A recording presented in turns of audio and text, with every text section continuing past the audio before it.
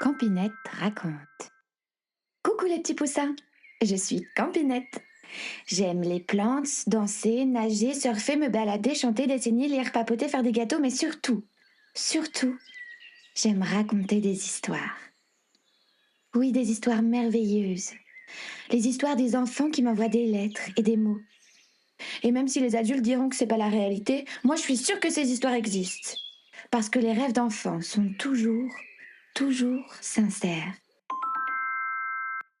Constant et sa famille adorent les voiliers, les pique-niques, dessiner, observer, analyser et surtout rigoler. Et cet été, ça tombe bien, ils partent tous ensemble pour une grande aventure à bord d'un bateau un peu spécial. Et si ce bateau pouvait voyager dans le temps? Alors monte à bord avec eux pour une expédition incroyable, direction l'Angleterre. Une Angleterre très ancienne. C'est parti pour l'histoire de Constant traverse le temps. Tu es bien installé? Place à l'histoire. Bonjour, moi c'est Constant. J'ai les cheveux bruns, épais et presque toutes mes dents. Je vais vous raconter une histoire. Mes vacances de juillet avec papa, maman, ma sœur Colombe et mon frère Honoré. Alors je me jette à l'eau. Mais attention, cette histoire est vraiment magique. Alors commençons. Au mois de juillet, il faisait chaud et le soleil brillait. Papa et maman nous ont amenés sur un petit port de pêche. Il y avait beaucoup de bateaux, des grands, des petits et des gros. On s'est baladé sur les pontons de bois qui bougeaient au rythme de l'eau. C'est comme si on marchait sur un bateau et c'était vraiment rigolo. On observait les voiliers, les grands, les petits et les gros. Mais tout à coup, il apparut un bateau mais alors vraiment particulier. Ce bateau avait des voiles de papier. Et sur la coque en bois, il était marqué le nom du bateau. Le bateau magique. Alors bien sûr, avec ma sœur Colombe et mon frère Honoré, on voulait monter dessus. On voulait monter à bord. Maman dit en montrant le bateau du doigt. C'est celui-là, c'est ce bateau que l'on va avoir pour l'été. Quelle heureuse surprise! Peu de temps après, nous avions embarqué avec nos petites valises sur le voilier. Nous nous éloignions de la terre, vers la vaste mer, et nous disions au revoir au petit port de pêche. Pendant une semaine, sur la mer et loin de la terre, on a passé des moments super. On ne savait jamais vraiment quelle heure il était, mais on pouvait le deviner en regardant le soleil qui nous chatouillait le bout du nez. Pour les activités, papa, qui est dessinateur, avait ramené des crayons de couleur. Et nous avions le droit de dessiner sur la grande voile de papier. Alors on dessinait des autos, des poissons, des oiseaux, des formes qui n'existaient même pas encore. Mais on trouvait ça très beau ou très rigolo. On utilisait du vert, du bleu, du rouge, du jaune ou de l'indigo. Les repas, on mangeait des sandwichs, matin, midi et soir, en regardant la forme des vagues ou notre reflet dans la mer comme dans un miroir. Dès que le soleil se levait et que les parents dormaient encore, avec Colombe et Honoré, on mettait notre gilet de sauvetage encore un peu mouillé et tous les trois, on allait regarder le soleil, posé sur l'horizon. On se tenait tous les trois à côté et le soleil venait réchauffer nos visages tout salés. Tous les jours, Honoré disait « Imaginez si un bateau de pirates arrive et que l'on peut le visiter !» Et Colombe, elle, tous les jours, nous faisait rire. Elle nous faisait tellement rire qu'un jour, mon jus d'orange est sorti par le nez. Sur le bateau, il y avait une seule chose rouge. Et le rouge, c'est ma couleur préférée. Cette seule chose rouge, c'était la barre du bateau. Le volant du bateau, si vous préférez. Une grande rame en bois qui donne la direction au voilier. À bâbord, à tribord, à gauche, à droite. Et bien que j'étais le plus petit, je montais souvent sur les genoux de papa ou maman. Et on tenait la barre à deux. Oui, tous les deux. Oui, moi, Constant, 2 ans et presque toutes ses dents, je conduisais un vrai bateau. Avec mes petites mains bronzées et mon regard loin. qui brillaient. Mais un jour, il n'y eut plus de sandwich sur le bateau, plus rien à manger. Pas de pain, pas de beurre, pas de fromage, pas de cornichons et même pas de tomates et de salade verte. On avait tout dévoré. Aïe, comment faire? Papa dit, il faut accoster, mettre le bateau à quai, trouver un port et acheter de la nourriture.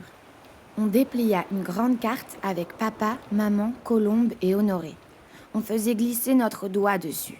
Et là, maman dit, les enfants, nous allons déjeuner en Angleterre aujourd'hui. C'est la côte la plus proche.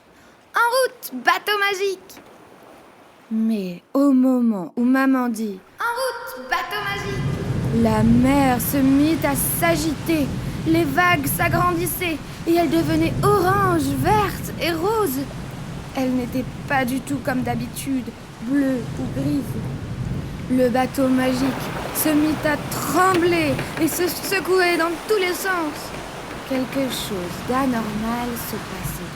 Puis tout redevint calme, très rapidement. Le soleil jaune était là, le ciel bleu et la mer calme étaient là également. Je demandai à papa, un peu apeuré. Mais, papa, que s'est-il passé? Pourquoi le bateau s'est-il secoué? Et papa dit qu'il n'en avait aucune idée. Mais papa, qui savait beaucoup de choses, dit tout à coup « Regardez, c'est le château de Tintagel que l'on voit apparaître au loin. C'est là où est né le roi Arthur. » Il y avait en face du bateau une falaise de pierre noire et marron, immense, immense, qui touchait presque le ciel, et des champs verts, qui tombaient vers la mer, et même quelques moutons. Bé. Le vent soufflait fort et les nuages gris se mêlaient aux vagues. Un énorme château de pierre gris aux multiples tours apparut. Et toute la famille sur le bateau fit « Wow !» Honoré demanda « C'est le château du roi Arthur, ça? Mais c'est qui, le roi Arthur ?» Maman, qui savait aussi beaucoup de choses, dit « C'est un chevalier très courageux, avec une épée magique. Et même que son épée a un nom. Son épée s'appelle Excalibur. » Nous avons traversé la mer qui nous séparait de la terre et sommes arrivés près du château. Là, il y avait un homme avec une grande et longue barbe blanche. Il nous accueillit en disant « Bonjour, très chère famille, je m'appelle Merlin. » Colombe avait très faim et elle dit « On peut manger maintenant ?» Et Merlin dit « Bien sûr, allons dans une petite taverne. » Honoré dit « Mais c'est quoi une taverne ?» Et Merlin dit « C'est un peu comme un restaurant de village, mon enfant. » En marchant vers la taverne, papa et maman nous disent « Les enfants, je crois bien que l'on a voyagé dans le temps. La mer orange, verte et rose nous a amenés dans le passé. » Alors je demandais aux parents « Le passé? C'est quoi le passé ?» Maman dit « Le passé, c'est avant maintenant. C'était quand tu étais dans mon ventre, par exemple. » Papa « Quand les chevaliers existaient. » Maman « Ou quand les femmes ne portaient jamais de pantalon. » « Quand on a dîné hier. » « Quand il n'y avait que des dinosaures sur Terre. » « Le passé, c'est avant. C'est quand tu avais encore toutes tes dents. » Et tout le monde rigola. Quand ils ont poussé la porte de la petite taverne, près du village, il y avait beaucoup de monde. Des villageois, des paysans, des fermiers, des travailleurs, des voyageurs, des artistes. Ils parlaient fort et riaient fort. Ou bien, certains s'endormaient dans un coin. Effectivement, c'était un restaurant, ou un peu comme une grande salle à manger. Ça sentait le pain grillé, la viande, les choux de Bruxelles, les légumes en épaisse purée. Vous sentez aussi? Imaginez des lumières dorées, un feu crépitant dans la cheminée. Ça, c'était idéal pour se réchauffer. 2 musiciens jouaient aussi de la musique, de la flûte et du tambourin. Ça résonnait dans la grande pièce sombre. Papa, maman, Colombe, Honoré et moi avions du mal à y croire. Et on regardait cette scène, la bouche grande ouverte, comme quand on fait « Oh ». On avait vraiment voyagé dans le temps, à la période du roi Arthur. Merlin nous indiqua une grosse table en bois pour nous asseoir. La dame qui tenait la caverne s'approcha de nous. Elle était habillée dans une robe longue en lin beige, resserrée à la taille par une ceinture en cuir marron. « Bonjour, moi c'est Gabrielle. Ici, on est là pour danser, se reposer et papoter. Ici, on est là pour passer un beau moment, finalement. Alors, si vous avez besoin de quoi que ce soit, vous m'appelez. Compris, mes petits farfadets ?» Tout le monde répondit « Oui, Gabrielle !» Elle posa sur la table 1, 2, 3, 4, 5, 6 jus de pommes. C'était délicieux. Honoré se tourna vers Merlin et lui demanda « Elle est super grande ta barbe, Merlin. Elle touche presque tes pieds. Et elle est blanche comme la neige. Qui es-tu ? On dirait un sorcier. » Merlin répondit « Ah, tu ne me connais pas ? Mais enfin, je suis Merlin l'Enchanteur, un magicien très puissant. C'est moi qui ai aidé le roi Arthur à devenir roi. » Colombe dit « Mais non, la magie, ça n'existe pas. » Alors Merlin dit « Ah bon ? Alors dites-moi ce que vous voulez manger et je le ferai apparaître. » Tout le monde s'écria « On veut un gros sandwich !» Alors Merlin sortit sa baguette. Il la fit tourner et roucoula comme un oiseau des phrases bizarres et tout à coup, tout le monde avait un bon gros sandwich dans les mains. Puis il dit « Alors, elle est pas belle la vie dans les années 500 ?» Et tout le monde s'écria « Oh oui !» Un homme entra dans la taverne et tout le monde arrêta de parler, de jouer de la musique et même de manger sa soupe. Maman avait des étoiles dans les yeux et elle dit aux enfants « C'est Arthur, c'est le roi Arthur les enfants, devant vos yeux. Là, c'est lui !» On ne voyait pas son visage. Le roi Arthur était recouvert d'une armure d'un métal qui brillait comme le soleil dans l'eau. On pouvait voir son épée, Excalibur, accrochée à ses hanches. Derrière lui volait une épaisse cape rouge, et sur sa tête se trouvait une lourde couronne ornée de diamants. Merlin lui dit « Viens mon petit Arthur, j'ai une famille à te présenter !» Quand Arthur s'assit à notre table, son armure était tellement bruyante qu'on aurait dit qu'il avait cassé une vitre avec un ballon. Arthur, dans un souffle, dit « Pfiou, j'ai besoin d'un bon jus de pomme. J'ai encore tué un dragon aujourd'hui, avec les amis de la table ronde. C'était sportif. » Arthur enleva son casque, et il était tout transpirant. Colombe lui donna un mouchoir pour qu'il s'essuie le visage, parce que c'était vraiment un peu dégoûtant. Sa transpiration coulait sur la table, comme s'il pleuvait.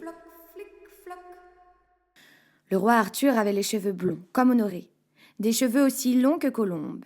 Mais moi, j'ai reconnu tout de suite qu'on avait le même regard, des yeux noisettes qui pétillent. Je lui dis « Tiens, je te donne mon jus de pomme, j'en veux pas. » Le roi Arthur me remercia, me dit « Merci, mon gars. » Il me prit sur ses genoux et il nous raconta tout l'après-midi ses histoires de dragons et de batailles. Le soir, sur le bateau, je m'endormais entre mon frère Honoré et ma sœur Colombe. Et tous, nous rêvions de chasser les dragons. Colombe leur ferait peur, avec une colère noire, et ils s'en iraient très très loin. Honoré les ferait redevenir gentils, en les faisant danser sur des airs de guitare. Et moi, Constant, je leur ferais manger tellement de sandwichs qu'ils s'endormiraient sagement pour digérer. Alors oui, vous voyez, le bateau magique est un bateau qui voyage dans le temps. Tout le reste de juillet, on a chanté à tue-tête avec les marins de Saint-Malo, les corsaires. On a fait des grands repas médiévaux en Espagne, des banquets somptueux, et on mangeait des desserts au miel qui coulaient sur nos doigts. À chaque fois, on arrivait par la mer et une surprise nous attendait. Alors oui, nous avons voyagé dans le temps, dessinés sur les voiles de papier, Naviguer dans le vent salé en famille, libre et heureux, avec papa, maman, Colombe, Honoré et moi, Constant, qui un jour me suis assis sur les genoux du roi Arthur.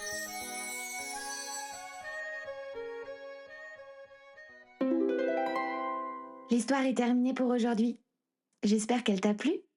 Si tu veux une histoire avec ton prénom, parle-en avec tes parents et ton entourage. On pourrait partir à l'aventure ensemble. Mais pour ça, il faut que tu m'envoies un mot. Je suis une grande aventurière, tu sais, et souvent à jouer dehors ou inventer des choses. Mais peut-être qu'un jour, qui sait, c'est de toi dont parlera ma prochaine histoire.